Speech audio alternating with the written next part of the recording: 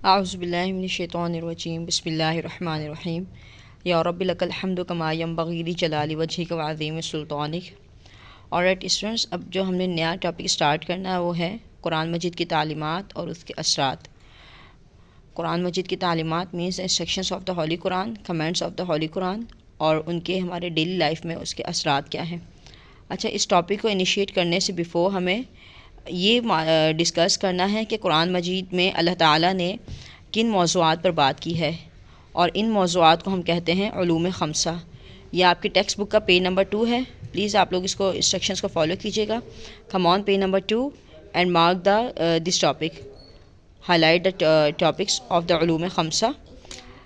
اچھا، علوم تو آپ کو پتہ ہے نا کہ علم کی جمع ہے علوم، اور خمسہ کے معنی ہے 5، ٹھیک ہے؟ تو علوم خمسہ ہو جائے گا، یعنی 5 طرح کے علوم اللہ رب العالمین نے قرآن پاک میں بیان فرمائے ہیں۔ اچھا، اب اس کا جو ہے میں نے ایک چارٹ بنایا ہے، آپ کو وہ میں شو کرتی ہوں چارٹ اس کا۔